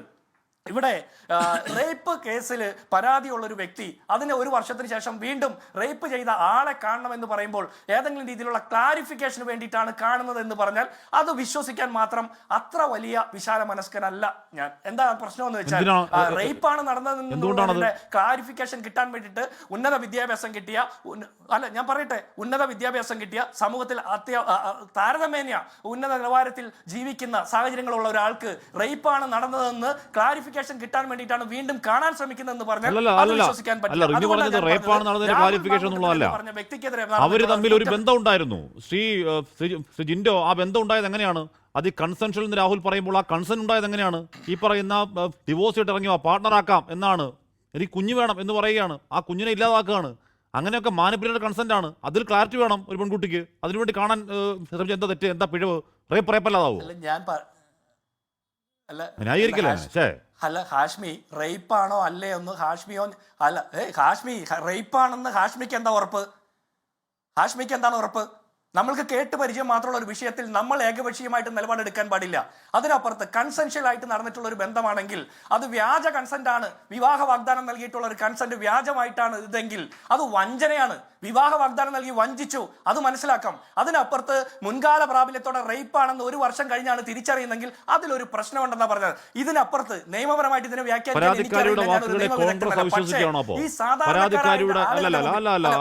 താങ്കൾ കോൺഗ്രസിന്റെ വക്താവാണ്. പരാതിക്കാരിയുടെ പരാതിക്കാരി കൊടുത്ത ഈ പരാതി കള്ളമാണ് എന്നാണോ ജിൻഡോയുടെ നിലപാട്? റേപ്പല്ല പിന്നെന്താണ്? ഞാൻ കള്ളമാണെന്ന് പറഞ്ഞില്ലല്ലോ. പിന്നെന്താണ് താങ്കൾ പറഞ്ഞത്? താങ്കൾ ന്യായീകരിക്കാന്നും പറഞ്ഞില്ലല്ലോ. ഞാൻ ചോദിച്ചത് താങ്കൾക്ക് റേപ്പാണെന്ന് എന്താണ് ഉറപ്പ് എന്നാണ് എന്റെ ചോദ്യം. റേപ്പാണെന്ന് താങ്കൾക്ക് എങ്ങനെയാ തോന്നിയത്? ഇവിടെ ഒരു അതിജീവിത വാക്കിൽ വിശ്വസിക്കുക എന്നുള്ളതാണ് ഈ സമൂഹത്തിന്റെ നീതി. വിവരം കിട്ടിയത് അല്ല ജിൻഡോ, ഇവിടെ ഒരു അതിജീവിത ഒരു ദുർബല വന്ന് എന്നെ റേപ്പ് ചെയ്തു എന്ന് പറഞ്ഞാൽ അതിജീവിതയ്ക്കൊപ്പം നിൽക്കലാണെന്ന് സമൂഹത്തിന്റെ നീതി. അതാണ് രാഷ്ട്രീയപരം ചെയ്യുന്നത്. പിന്നെ ഞങ്ങൾ രാവിലെ പുറത്താക്കേണ്ട കാര്യം എന്താ? അല്ല ഒരു പ്രശ്നമുണ്ട് ഇവിടെ. അല്ല ഹാഷ്മി, ഒരു കാര്യം അത് ഞാൻ കൃത്യമായിട്ട് പറഞ്ഞിട്ടുണ്ട്. സംഘടനാപരമായും പൊളിറ്റിക്കൽ മൊറാലിറ്റിയുടെ ഭാഗമായിട്ടും ഒരു ജനപ്രതിനിധി എന്നുള്ള നിലയ്ക്കും രാഹുൽ മാങ്കൂട്ടന്റെ ഭാഗത്ത് നിന്ന് വീഴ്ചകൾ സംഭവിച്ചിട്ടുണ്ട്. അത് തിരിച്ചറിഞ്ഞ് കൃത്യമായിട്ട് നടപടിയെടുത്തു. ഇത് ചെയ്തിട്ടില്ല എന്നുള്ള കമ്പാരിസണൊക്കെ അവിടെ വിട്. ഞാനൊരു കാര്യം ചോദിക്കട്ടെ, ആരും പറയുന്നത് കേട്ട് വിശ്വസിക്കാൻ പറ്റുന്ന രാഷ്ട്രീയ സാഹചര്യത്തിലല്ല ഇന്ന് കേരളം. ഓരോ തെരഞ്ഞെടുപ്പാകുമ്പോൾ ഓരോ പരാതികൾ ഉയർന്നു വരുന്നു. ഞാൻ ഒരു അതിജീവിതയും ആക്ഷേപിച്ചിട്ടില്ല. പകരം അവർ കൊടുക്കുന്ന ആക്ഷേപങ്ങളിൽ അവിശ്വസിക്കൽ താങ്കളുടെ ഉത്തരവാദിത്വം പറയുന്നതാ കാര്യം. അതിജീവിതയുടെ പേര് പോലും പറയാൻ ഒന്നുകൂടാതെ എനിക്കെതിരെ കേസെടുത്തു. താങ്കൾക്കെതിരെ കേസ് വരും ഉറപ്പാ? അതിജീവിത അധിക്ഷേപം താങ്കൾക്കെതിരെ കേസ് വരും ഉറപ്പാ? ഹാഷ്മി, അത് ഞാൻ ഉത്തരവാദിയാവില്ലേ? ഹാഷ്മി കേസെടുത്തോട്ടെ. ഞാൻ ഒരു കാര്യം ചോദിക്കട്ടെ. അല്ല, താങ്കൾ ഉത്തരവാദിയാവണ്ട, ഞാൻ ഉത്തരവാദിയായിക്കോളാം. ഞാൻ ഒരു കാര്യം താങ്കളോട് തിരിച്ചു ചോദിക്കട്ടെ. ഈ രാഹുൽ മാങ്കൂട്ടൻ തന്നെ ഇതിന് കേസിന് ആധാരമായിട്ടുള്ള തെളിവുകൾ ഹാജരാക്കണമെന്നാണ് പറയുന്നത്. ലാപ്ടോപ്പ് കൊടുക്കണം, പാസ്വേഡ് കൊടുക്കണം, തെളിവുകൾ കൊടുക്കണമെന്ന്. അപ്പൊ തെളിവ് കൊടുക്കാൻ പ്രതിയോട് തന്നെ നിർബന്ധിക്കുന്ന സാഹചര്യം എന്തുകൊണ്ട് വരുന്നു? അപ്പൊ ഇതൊക്കെ പരിശോധിക്കപ്പെടണ്ടേ? അപ്പൊ ഞാൻ രാഹുൽ മാങ്കൂട്ടത്തിനെ ന്യായീകരിക്കുന്നില്ല എന്ന് മാത്രമല്ല, അയാളുടെ ഭാഗത്ത് വന്നിട്ടുള്ള വീഴ്ചകളെ എണ്ണി പറയുന്ന ആൾ കൂടിയാ. അപ്പോൾ പോലും ഒരാളെ രാഷ്ട്രീയ വിരോധത്തിന്റെ പേരിൽ അധിക തിടുക്കം കാണിച്ച് വേട്ടയാടുമ്പോൾ ഒരു പ്രതിക്ക് രക്ഷപ്പെടാനുള്ള സാഹചര്യം ഒരുക്കി കൊടുക്കുന്നത് കേരളത്തിലെ പോലീസാ. അതേ പോലീസ് തന്നെ മറ്റു പലരെയും സംസ്ഥാന സർക്കാരുമായിട്ട് ഒട്ടിച്ചേർന്ന് നിൽക്കുന്ന ആളുകളുടെ കേസിൽ ഈ തിടുക്കം കാണിക്കുന്നില്ല, ഈ ആർജവം കാണിക്കുന്നില്ല. ഇതാണ് ഞാൻ ചൂണ്ടിക്കാണിച്ചത്. ഒരു വ്യക്തിയുടെയും ഒരു അതിജീവിതയും ഞാൻ ആക്ഷേപിച്ചില്ല. കാരണം ഇവിടെ നമ്മൾ അവിശ്വസിക്കുകയാണ്. ഞാൻ അവിശ്വസിച്ചില്ലല്ലോ. ഞാൻ എവിടെ ഇവിടെ ഈ കൊച്ചി നഗരത്തിൽ കേരളത്തിലെ പ്രധാനപ്പെട്ട ഒരു നടി റേപ്പ് ചെയ്യപ്പെട്ടു.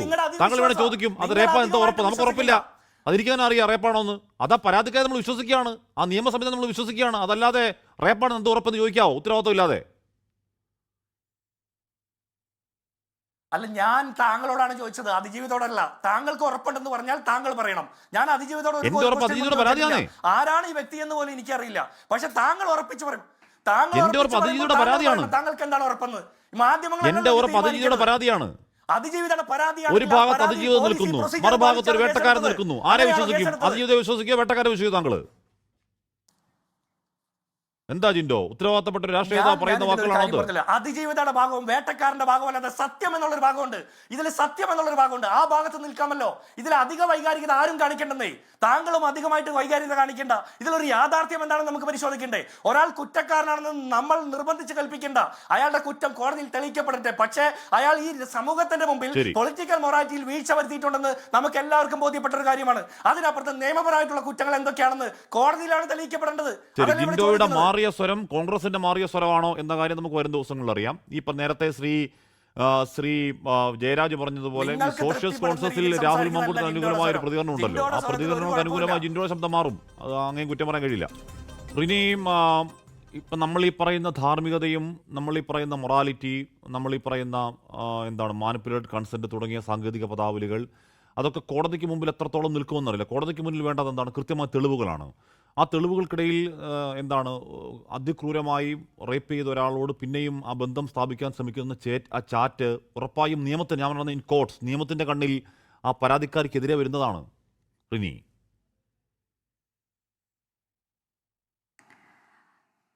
നിയമത്തിന്റെ മുന്നിൽ അല്ലെങ്കിൽ കോടതി എങ്ങനെയാണ് അതിനെ സ്വീകരിക്കുക എന്നുള്ളത് എനിക്ക് പറയാൻ പറ്റില്ല. അത് കോടതിയാണ് തീരുമാനിക്കേണ്ടത് എന്താണ് ശരി തെറ്റെന്നൊക്കെ ഉള്ളത്. പക്ഷെ ഇവിടുത്തെ പ്രശ്നം എന്താണ് എന്ന് വെച്ച് കഴിഞ്ഞാൽ, ഒരു പെൺകുട്ടി, ഇപ്പോൾ എൻ്റെ കാര്യം തന്നെ എടുത്തു കഴിഞ്ഞാൽ, ഞാൻ ആരുടെയും പേരെടുത്ത് പറഞ്ഞ് ഒരു അധിക്ഷേപിക്കുകയോ ഒന്നും ചെയ്തിട്ടില്ല. ഞാൻ എനിക്കുണ്ടായ എൻ്റെ ജീവിതത്തിലുണ്ടായിരുന്ന ഒരു അനുഭവം, അതൊരു ഇൻ്റർവ്യൂവിൽ പറഞ്ഞു പോയൊരു സംഭവമാണ്.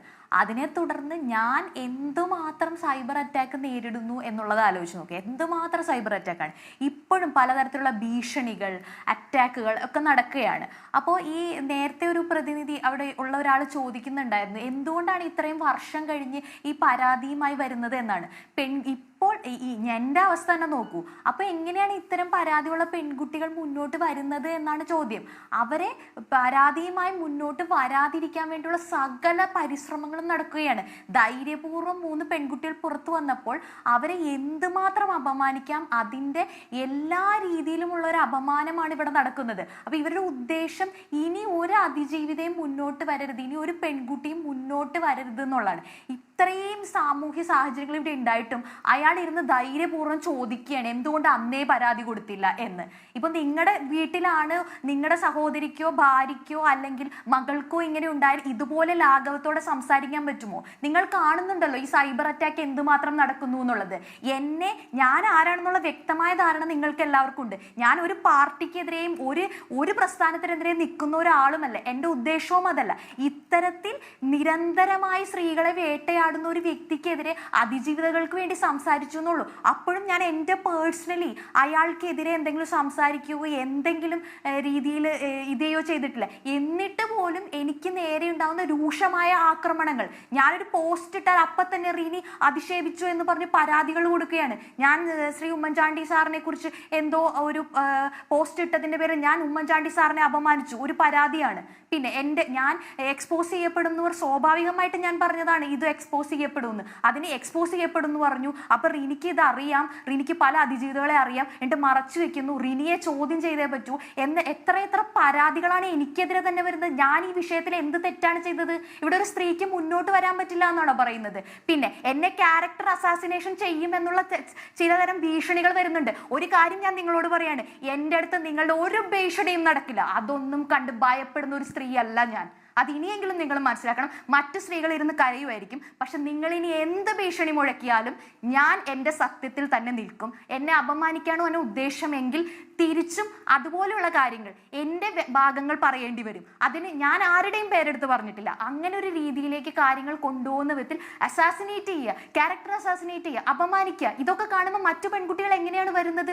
എന്നിട്ട് ഓരോ പെൺകുട്ടികൾക്കും അവൾക്ക് ഭർത്താവ് ഉണ്ടായിരുന്നോ, അവൾ ഇങ്ങനെ സംസാരിച്ചോ, അവൾ ഇങ്ങനെ വസ്ത്രം ധരിച്ചോ? നിങ്ങൾക്ക് സ്ത്രീകളുടെ സംസ്കാരം മാത്രം മതിയോ? പുരുഷന്മാർക്ക് ഇവിടെ സംസ്കാരം ഒന്നും വേണ്ടേ? അല്ലെങ്കിൽ പുരുഷൻ എന്നുള്ളതല്ല ഇവിടുത്തെ പ്രശ്നം, ജനപ്രതിനിധി എന്നുള്ളതാണ്. ഈ ജനപ്രതിനിധിക്ക് ഒരു ധാർമ്മികത വേണ്ടേ? കോടതിയുടെ മുന്നിൽ തെളിയുമോ എന്ന് നോക്കാമെന്ന് ചിന്തിക്കുകയാണോ വേണ്ടത്? ഒരു ധാർമ്മികത വേണ്ടേ എന്നാണ് ഞാൻ ചോദിക്കുന്നത്. അതാണ് ചോദിക്കുന്നത്. ഇപ്പോഴും ക്യാരക്ടർ അസാസിനേറ്റ് ചെയ്യുകയാണ്. എന്നിട്ട് പറയുകയാണ് ഒരു പ്രശ്നവും ഇല്ല, അപ്പോഴേ പരാതി കൊടുക്കാമായിരുന്നു. അപ്പോഴേ പരാതി കൊടുത്തിരുന്നെങ്കിൽ നിങ്ങൾ ഇതുപോലെ സപ്പോർട്ട് ചെയ്യുമെന്നാണോ? എന്താണ് പെൺകുട്ടികളുടെ അവസ്ഥ എന്ന് ആലോചിക്കണം. നിങ്ങളുടെ വീട്ടിലാണ് ഇത് സംഭവിക്കണമെങ്കിൽ നിങ്ങൾ ഇതുപോലെ ചിരിച്ചിരുന്ന് അപമാനിച്ച് സംസാരിക്കുമെന്നും അറിയണം. ഓക്കെ, നമ്മുടെ ഈ ഞാൻ പറയുന്നത് നമ്മുടെ രോഷവും ധാർമ്മികതയും കോടതിയിൽ വർക്കൗട്ടായിരുന്നെങ്കിൽ എന്താണ് ഫ്രാങ്കോ മുളയ്ക്കൽ പുറത്തേക്ക് പോവില്ല, ഈ പറയുന്ന നടി ആക്രമിക്കപ്പെട്ട കേസിൽ പ്രധാന പ്രതി എന്ന് കരുതിയിരുന്നാൽ പുറത്തേക്ക് പോവില്ല. അങ്ങനെയൊക്കെയുള്ള ചില പ്രതിസന്ധികൾ കോടതിയിലുണ്ട്. അത് കോടതികളുടെ വ്യവഹാരം, അതിൻ്റെ സാങ്കേതികത. ശ്രീ ജോർജ് ജോസഫ്, റിനി ആദ്യ ടൈമിൽ പറഞ്ഞ ആദ്യ സമയത്ത് പറഞ്ഞ ഒരു ആഭിചാരത്തിൻ്റെ എലമെന്റ് ഇപ്പോൾ ഈ CPM-ന്റെ സൈബർ സ്പേസുകളിലൊക്കെ അത് കൂടുതലായി ഇപ്പോൾ കാണുന്നുണ്ട്. എന്ന് പറഞ്ഞാൽ എന്തോ അതിനകത്ത് ആഭിചാരത്തിൻ്റെ എലമെന്റ് ഉണ്ട്, ആരൂഢം ഉറപ്പിക്കാൻ എന്തോ ഭ്രൂണം ഇല്ലാതാക്കൽ എന്തോ അതിനുള്ള മാർഗ്ഗമാണ് എന്നൊക്കെ പറഞ്ഞിട്ടൊരു അത് ആ ആംഗിളും പോലീസ് അന്വേഷിക്കുന്നുണ്ട് എന്നാണ് പറയുന്നത്. നമുക്കറിയില്ല സാധനം. അത് കേവലം കോൺസ്പിറസി തീർന്ന് കാണണോ അതോ അതിലെന്തെങ്കിലും കഥയുണ്ടോ ശ്രീ ജോർജ് ജോസഫ്? അതൊന്നും നമുക്ക് പറയാറായിട്ടില്ലല്ലോ ഈ കേസിൽ. ഇതിനകത്ത് ഒരു മെഡിക്കൽ സാക്ഷ്യം ഇതുവരെ നടന്നിട്ടില്ല. ഇനി അവരുടെ ഭാഗം എന്താണെന്ന് പോലീസ് പേഴ്സണലായിട്ട് കേട്ടിട്ടുമില്ല. അതിനൊരു അവസരം ഇതുവരെ ഉണ്ടായിട്ടില്ല. പിന്നെ ഒരു FIR ഡിലേ ആയി. അതിനകത്ത് എന്ത് പറഞ്ഞാലും ശരി, അത് ഈ പുതിയ BNSSന് കൃത്യമായിട്ട് പറയുന്നുണ്ട്. ഡിലേ FIR ഈസ് ഡൗട്ട്ഫുൾ എന്നാണ് പറഞ്ഞിരിക്കുന്നത്, റിട്ടേണായിട്ട് എഴുതി വച്ചിരിക്കുന്നതാണ്. അപ്പോൾ അതിനൊരു എക്സ്പ്ലനേഷൻ കൊടുത്താൽ അവർ അത് കോടതി സ്വീകരിക്കുകയോ ഇല്ലെന്നുള്ളതാണ്. അത് വേറൊരു കാര്യം. പക്ഷേ ഇവർ നല്ല വിദ്യാഭ്യാസമുള്ള പെൺകുട്ടിയായിട്ടാണ് ഞാൻ കരുതുന്നത്. അവർ തിരുവല്ലയിൽ അങ്ങനെ ഒരു സംഭവം ഉണ്ടായിട്ടുണ്ടെങ്കിൽ അവർ ആ തിരുവല്ല പോലീസ് സ്റ്റേഷനിൽ പോയി ഒരു കേസ് എടുക്കുന്നതിന് എന്തായിരുന്നു തടസ്സമെന്ന് എനിക്ക് മനസ്സിലായി. അന്നേരം അങ്ങനത്തെ പ്രശ്നങ്ങളൊന്നുമില്ലല്ലോ. അയാൾ ക്രൂരമായ അവരെ പീഡിപ്പിച്ചെന്നാണ് പറയണത്. എന്തായാലും അത് തന്നെയല്ല, പോലീസ് ഇതിനകത്ത് ഒരു FIR എടുത്തത് ശരിയായില്ല എന്ന് തന്നെയാണ് ഞാൻ വിചാരിക്കുന്നത്. കാരണം പോലീസ് ആ FIR എടുക്കുന്നത് ഒരു മൊഴിയുടെ അടിസ്ഥാനത്തിലല്ലല്ലോ. അത് ഞാൻ നേരത്തെ പറഞ്ഞു. അതുപോലെ ഈ കേസിനകത്ത് ഒരു AST അറസ്റ്റല്ലേ പോലീസ് നടത്തിയത്. 2 കേസിലകത്ത് ജാമ്യം നിൽക്കുന്ന ആൾ കണ്ടീഷൻ ജാമ്യത്തിലാണ്. പോലീസ് വിളിച്ചാൽ അയാൾ ഓടി വന്നേ പറ്റുള്ളൂ, അല്ലെ ജാമ്യം ക്യാൻസൽ ചെയ്യും. 2 FIR 2 കേസിനകത്ത് ജാമ്യത്തിലാണ്.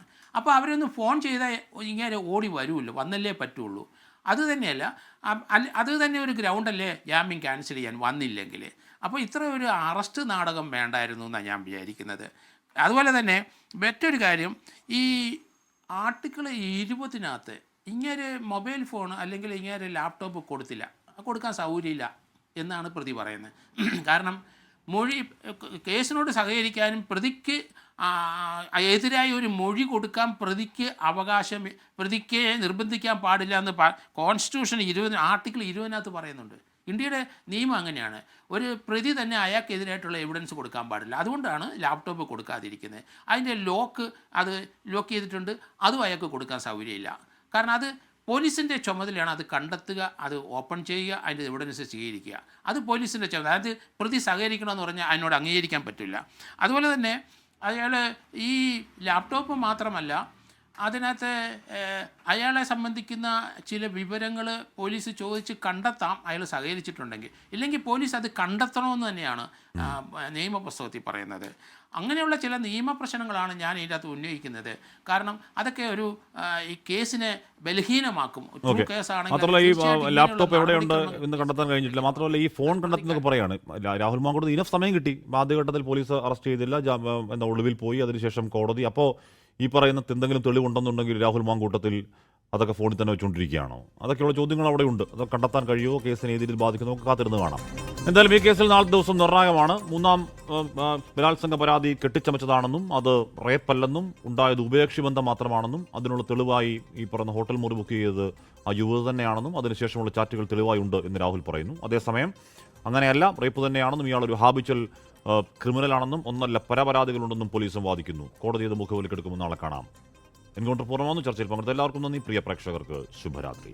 ലോകത്തെവിടെയായാലും ഏത് സമയത്തും 24 വാർത്തകളും ഓഗ്മെന്റഡ് റിയാലിറ്റി പാക്കേജുകളും എക്സ്പ്ലെയിനറുകളും വിശദമായി കാണാൻ ഞങ്ങളുടെ യൂട്യൂബ് ചാനൽ നിങ്ങൾക്ക് സബ്സ്ക്രൈബ് ചെയ്യാം.